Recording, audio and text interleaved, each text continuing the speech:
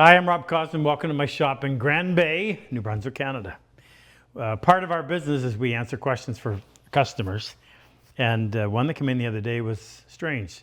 My shooting board stopped working. Wow. Well, we're going to walk you through how we problem solved that one. Stay with me.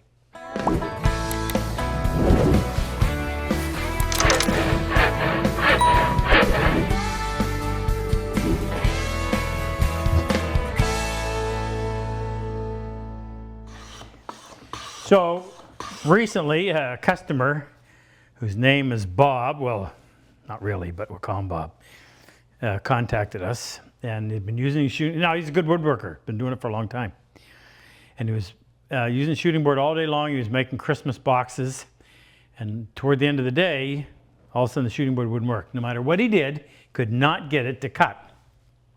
Really frustrated. So now we're going to solve the problem remotely.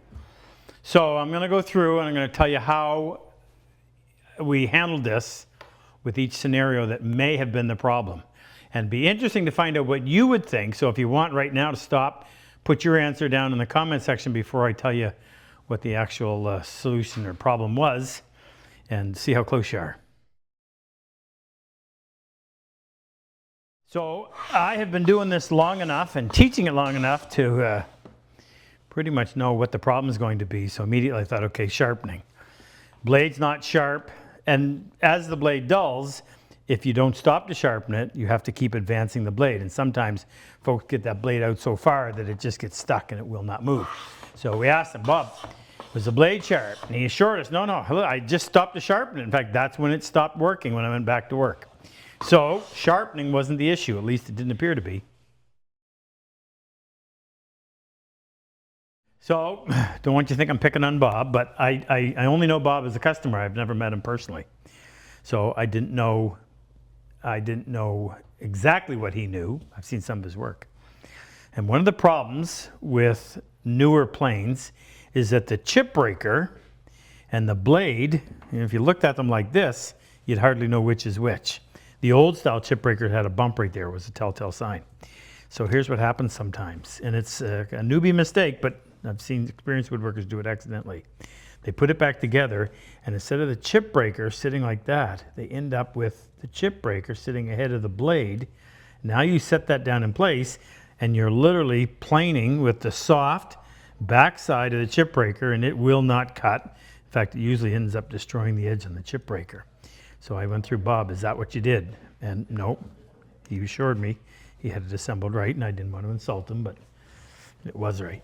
We see that about 10-15% of the time we teach a new class. Somebody will end up, one or two people will end up doing that. Now the next one, I really was reluctant to ask Bob because for fear of really insulting him, but I had to cover all the bases. I'm planing the end grain. I'm planing the long grain, which is quite easy to do.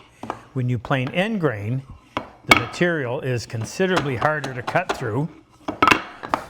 So if you had your blade sticking out too far, you'll hit that end grain and it'll stop right there and it will not continue to cut. So I asked him, I said, Bob, do you have that blade sticking out too far?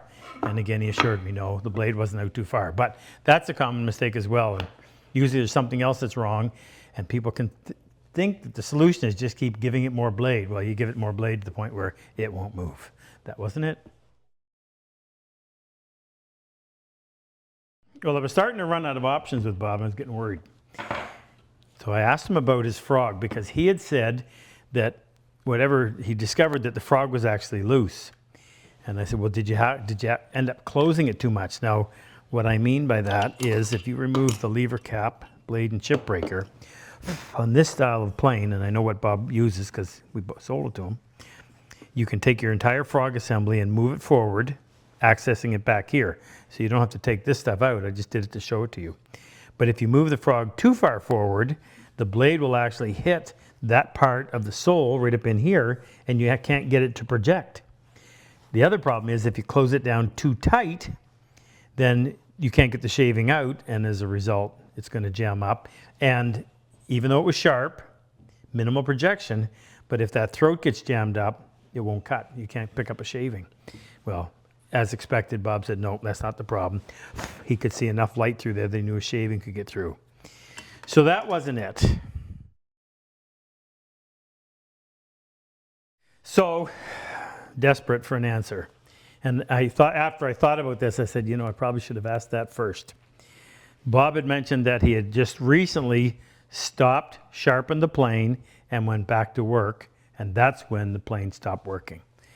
Well, I had addressed this with someone else recently. In fact, I think we did a video about it not that long ago. And here's the problem. Bob freehand sharpens. And the nice thing about freehand sharpening, it's quick. You can do it, get it over with real fast. However, you have to understand the geometry of a plane to understand what the problem was. The frog, let me just take this off so there's no mistake what I'm talking about. This is referred to as the frog, this piece right here. Holds the blade at 45 degrees on a what I would call a traditional bench plane. The bevel on the blade sits below, down underneath. So in order for the plane to work, the bevel, including any micro bevels, cannot exceed 45 degrees. If they exceed 45 degrees, even by a fraction, what's going to happen is the heel, somewhere back behind the cutting edge, is going to touch before the cutting edge, not allowing it to bite into the wood. Now, you bring your blade out far enough, when it first starts, it'll bite in, but then it'll immediately jump out because of the shape or the angle that is occurred on the underside. So I asked Bob, I said, try this little experiment. And if you run into the same problem, here's the easiest way to determine whether or not that's what's happened. And by the way, it's a frequent, I shouldn't say frequent, but it's a common occurrence especially when you first learn to freehand sharpen. Take a piece of wood. Now, this is my combination square, so I know that ramp is 45 degrees. Hold that on there like that. Hold your blade like this. So this is mimicking what's going on in your plane.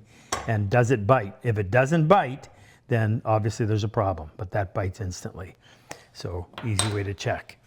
Now, recap. Your primary bevel is 25 degrees. Let me just grab a stone. Your primary bevel is 25 degrees. So the nice thing about these thick blades is that primary bevel tends to be quite wide. It's easy to locate that primary bevel. You can actually hear it. There's your 25. Now, when you're freehand sharpen, you don't want to be on 25 because the very purpose of using micro bevels is to avoid polishing, needlessly polishing all of this, which never touches the wood. However, at the other end of that is the 45-degree pitch that the frog holds it. So when you sharpen, you've got to be above this, but below that. And you've got that range. What I coach people into doing is, when you first start, find that primary bevel, get off of it, but just barely off of it. The closer you stick to the 25 without actually being on the 25, the more range you have for the third or the tertiary bevel in order to finish the sharpening process and not end up breaking that 45-degree rule. That's the only thing you have to think about. That's the best way to check and make sure you didn't do it. And as long as you stay away from that 45, you're going to be fine. We solved Bob's problem and maybe yours. Anyway, hope this was helpful. See you. If you like my work and enjoy my style of teaching, click on any one of these videos and help take your woodworking to the next level. I've always said, better tools make the job so much easier. If you click on the link below, the chisel and plane icon, it'll take you to our site and introduce you to all the tools that we actually manufacture right here in our shop. It'll also give you information on our online and in-person workshops.